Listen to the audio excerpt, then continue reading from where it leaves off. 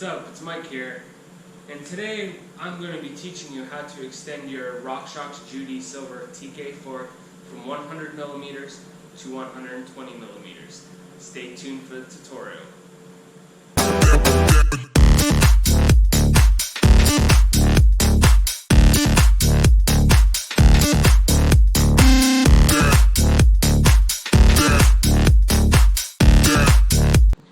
So you probably clicked on this video because you had just purchased your brand new Rockshox Judy TK Silver, or you've had a pair of, or a set of Rockshox Judy TK Silvers laying around and you wanted to extend them. Well, this is going to be for you. I decided to listen to the comments, and you guys wanted and were searching for a video of someone who actually extended it and shows how to do it. There are videos out there for the Rockshox Recon. It's kind of similar, but not so similar. So I'll go ahead and go in depth here. So let's go ahead and get right into it. As you can see here, I got my hardtail up on the stand. This is my custom hardtail.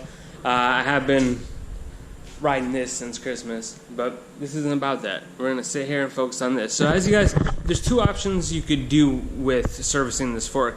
You can either remove the fork completely off of the bike and clamp it to the bike stand, or you could do what I did here, which is just keep it hooked up to the bike. You only have to remove the brakes, and if you have a fender right here, because you only need to be able to get to these bottom ports right here, which I have a light. I'm going to show it to you what you do, and then you need to get to this top right one, which the bars might get in trouble, well, might get in the way right here, but we can just unscrew those and go from there. But let's go ahead and get into this. So the first step you're going to need to do is, if you don't have proper lighting, of course you need to go ahead and grab a flashlight. You're going to see here you need to remove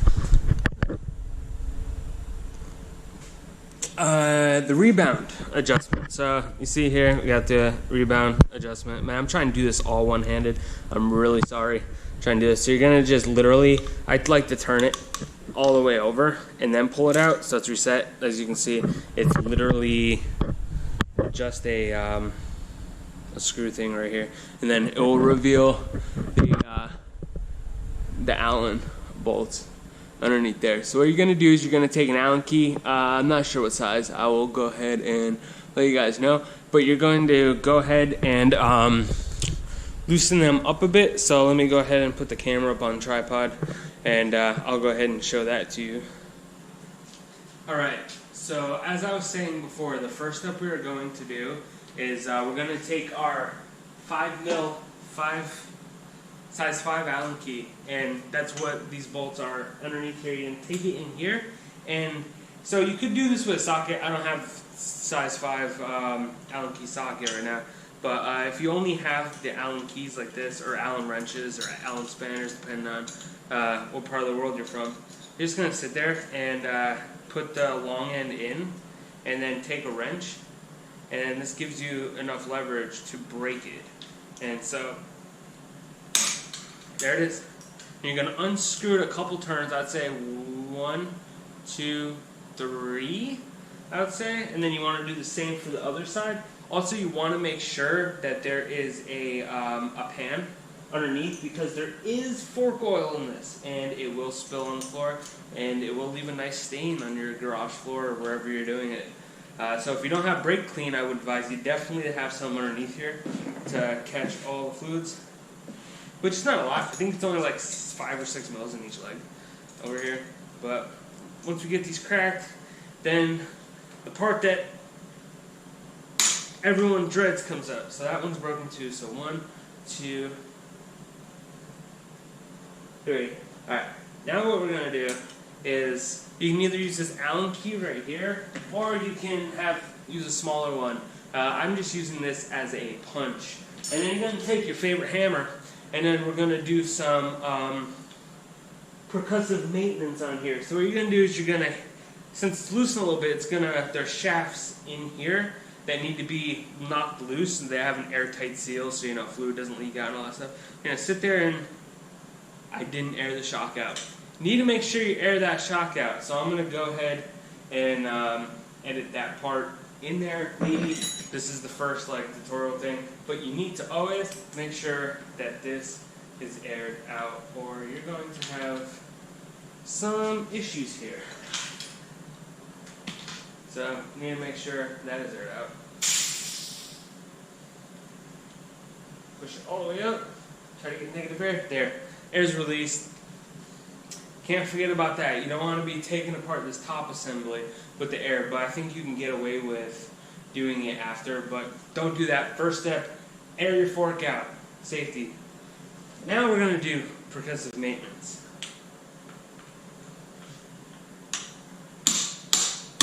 And I just heard that loose.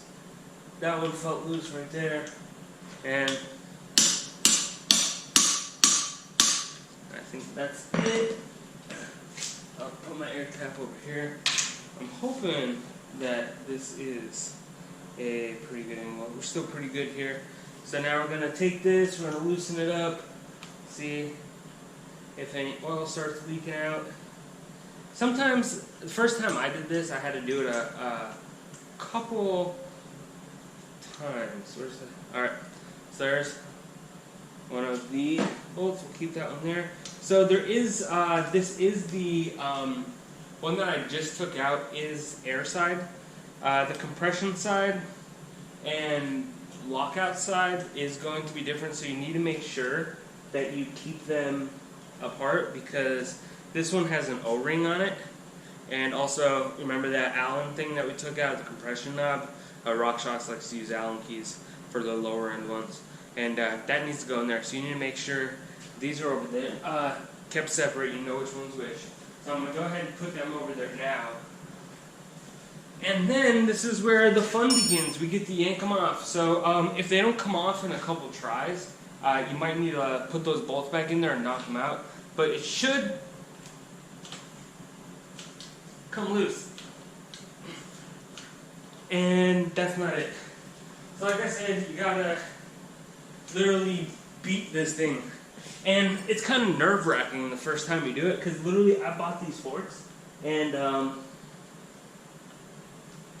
I knew I was extending them. I watched videos on how to do it. It took me forever to find one. I literally watched one that was from, it was in Spanish, I know that, and I don't understand Spanish, so I literally went off pictures, and the person that did the video actually videoed it very well, recorded it, excuse me, really well. So I was able to follow it step by step.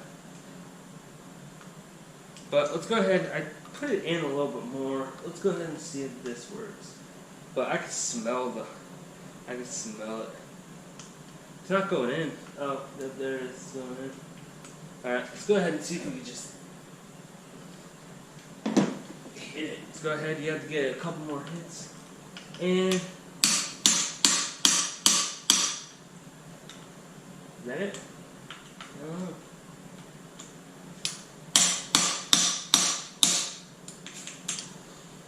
Oh no! There, that was it. Fork fluid is flowing out of there. So yeah, it's not a lot of fluid that comes out, but it's enough to make it a bad day on your clothes. Oh wow, there's dirt in the fluid. Good thing. This has been ridden all season. I shred this thing mad hard. Let's sit that there. I feel like I'm doing an oil change on a car, basically. That's what it smells like, at least. By the way, don't go putting car oil in your forks. I've seen people on YouTube do that. Just don't do it. Not good. Alright, so now we're going to take them, and then this is when we pull! And look, right off. And all the fluid comes out. And we'll dump that.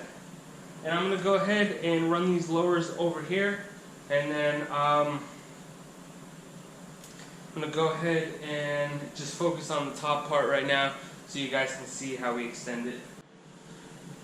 Alright, so now that we have the lowers off and over on the work table, you're going to go ahead, you're going to grab a shop towel or a lint-free towel. You're going to wipe off the stanchions, make sure Any fork oil that's left over on here is off and nice and clean, because you do not want any dirt contamination through these next processes. And you want to make sure your hands are clean, and if you have nitrile gloves, make sure you go ahead and do that. Just got fork fluid on my face. So now you're going to have to worry about these right here. So only one you're going to have to worry about when extending the fork is going to be the air side. So that's going to be left side, non-drive side. And you just want to double check that and make sure all the air is out. Negative air you really can't clear out. When you pull this top off, worry about it. But this clip, you're going to have to get something that gets in between these spots over here. And so it is a little tricky. Usually I had to stick something in there. There we go. So, yes. You definitely going to need a flathead. Or maybe I can get this. But I think SRAM actually makes the tool that you need. I haven't tried reaching out and getting them. But this seems to work just fine. Or hold up. Oh, okay. Well, I just got it off. Last time I did it, this ring, I ended up getting a socket that fit directly in there, and I hit it a couple times and spread it out a bit. But it seems like this came off easier the second time. So you're going to have that removed. You need to make sure you keep that in a safe space. I'm just going to go set this right here, and then you're going to go ahead and take a 15/16 or 15/16 socket, and that will fit directly right on top of here with minimal play, but it works. And then attach your socket to there. Oh, never mind, this is 1/2 inch. So again, be right back. Alright, and we're back with the adapter. Sorry, I had to get a little adapter to fit this on the socket. So now the fun part. Now we get to take this bolt off. It should not be that tight, but I did try not to scratch the frame. Thank God I didn't scratch the frame, but this is broken loose now. At least I think it is. But it can be a bit of a hassle if you had tightened it on recently. Let's go ahead and move this over, but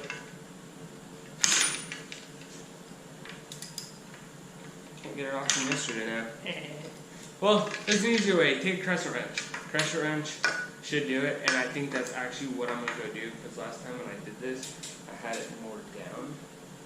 Alright, so with a little percussive help, I managed to get the top cap out, which I tightened way too much yesterday, just experimenting with this. So you're going to go ahead, once you get this disconnected, this whole assembly is going to push out. So my bars are currently in the way, so I am going to have to loosen up my assembles more. What I cut out from this is I literally was beating this with a hammer because it was so stuck. So I'm literally just going to replace the cap since I didn't damage anything but the cap. And I'll show you guys in a minute what I mean. But I destroyed my fork for you guys. So you guys don't have to destroy your fork. Just remember when you are tightening that top cap down at the end of this process, and I'll repeat this at the end, you be very, very, very careful about the torque on it. Because let's just say I made a big oopsie. Oh, I can't get it out that way. Alright, let's try this way. Alright, so as you can see, the whole shaft comes out. You do not want to scratch it. And it is kind of filthy. But as you can see, this is the air shaft that will come out. And this is the top cap I destroyed. This just pops right out. And you can replace these. There's like 20 bucks. But yeah, we're going to go ahead, bring this over to the table, move the camera over there, and we're going to get started. Alright, so now we're back at the table, and we've got our lowers here, and we've got our solo air tube. This is we're going to focus on this right here because we're not worrying about the service right here. When you pull this out of the bike, this is what you're going to get. You got your top cap. Yours is not going to be mangled like mine. I just over torqued mine, and this is how I had to get it out. I had to cut it out, which is okay. The first thing you're going to do is you're going to remove this. This is just going to sit here. You're going to move this over to the side. This is going to come, you can't push it. If you go here, this is your negative air. You're going to pull this assembly out. And you're left with the tube. So you can see that. You're left with the tube and this. This is what we're worrying about right here.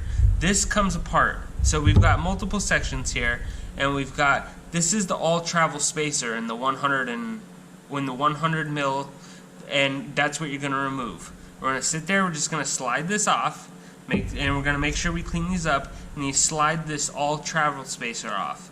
This is all you're going to do. Set this aside. You're not gonna, you can keep this for later if you decide to decrease the travel on. And we're just going to put that aside. We're going to go ahead, make sure everything is clean on here. So we're going to wipe this down because this has lube on it and it has some fuzz. Wipe this down, make sure it's all clean. If your fork is new, just make sure you put the oils back in and all that stuff, but we'll get there. And you're just going to reattach this like this.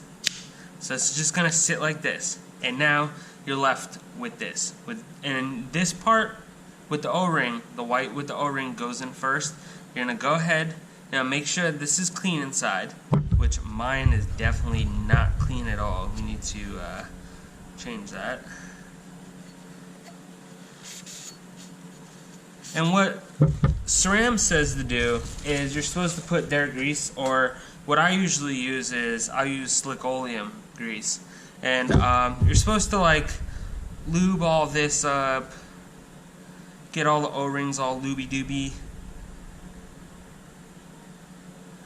And then you're going to slide it right back in. And it's going to make that boing noise, everything. And now we're going to go ahead and we're going to go back over to the bike and insert this in.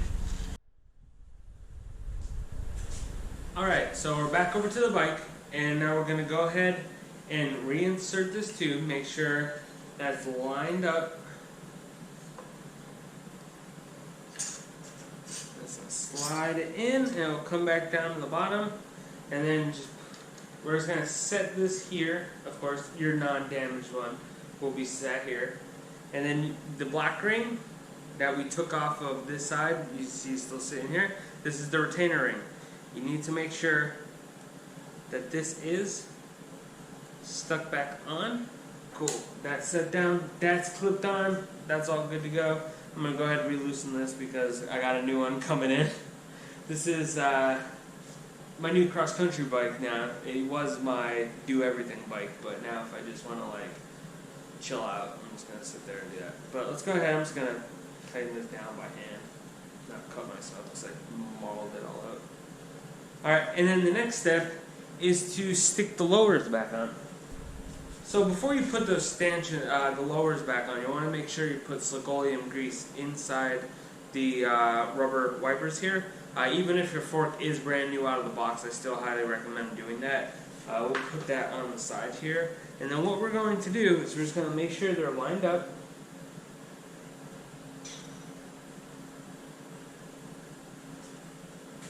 And then these just slide back on. Now, you don't want to 100% lock them in because we are going to put new fluid, fork fluid, I'm calling it fork fluid. I'm just going to call it fork fluid. That's what we're doing. So it's fork fluid. So we do got to put, I believe it's 6 mils in each leg and then 2 mils up top, and I'm going to check the SRAM site and then we'll go there. So back over to the table. Alright, so upon checking SRAM site, it's going to be 6 milliliters in each leg in the lowers of 15 weight. So you need to put the 15 weight in the lowers, 6 milliliters. So we're going to fill this syringe up 6 milliliters twice, and we'll go insert them. Alright, so we've got 6 mils in each lower leg. Maybe there's a little bit more in there. But now we just need to make sure that we can get these all locked up. Let's go ahead, see if we can insert those bolts. So last thing we have to do with the lowers is insert these bolts back here, and if I can find my Allen key, that would be pretty awesome. But I'm not seeing it laying around here, so be right back. So now it is time to insert the dampening side. Now remember, this is the dampening side bolt because of the O-ring right there. And then as you can see, we can insert this through here. So you want to make sure that that goes on the right side, which is your drive side. So it is a little tricky sometimes, so you do have to get a line up in there, and then you're going to have to push this forward, and it should hopefully be lined up. So, there we go.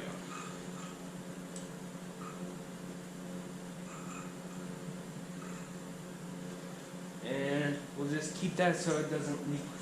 And then we're going to go ahead and we're going to put the solo air side in. And now you might have to compress these to get it down a little bit.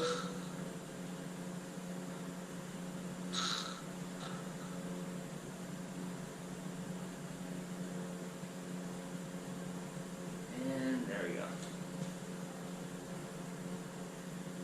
And then you want to make sure, I do not know the torque spec for these. I just usually just tighten them down enough to where you have to crack them, because you don't want to over tighten these or too loose. If you make them too loose, next thing you know, your lowers are flying off and stuff's just going all over the place, fork fluid's going all over the place. So what I like to do is what I showed you before, is we'll sit there, we'll finish tightening these up, and then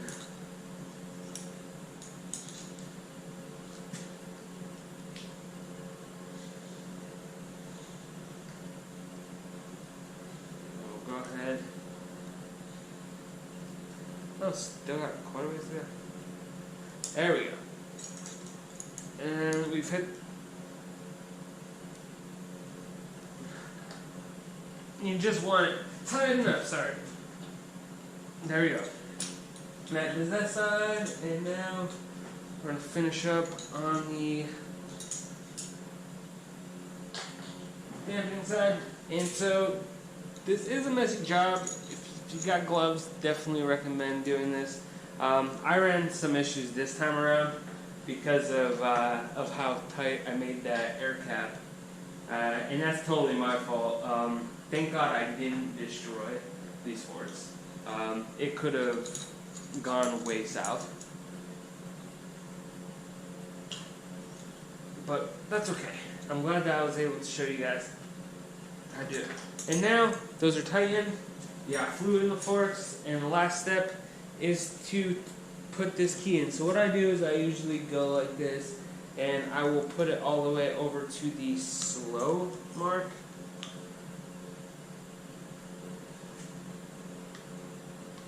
Oh, never mind. Rabbit is on the left. So if you line it up with the left, and then there you go, it's 5 click. So there we go. That takes care of the lowers. Now you're going to want to clearly wash your hands, but you know what, it's fine. I'll go ahead and wash it later. I'm going to go ahead, invert this back this way.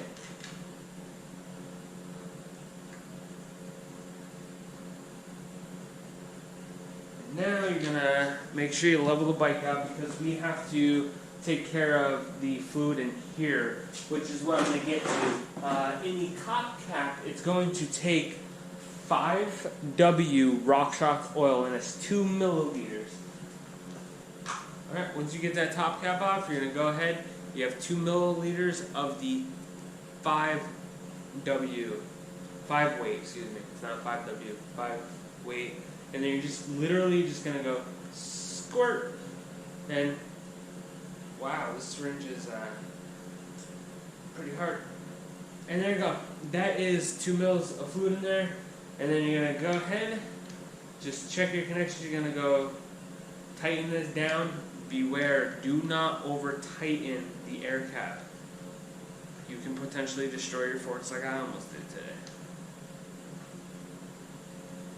But let's see here. It doesn't want to screw back in. There we go. Now you're going to screw that all the way down, and then you're going to go ahead, so there's absolutely no air in these shocks.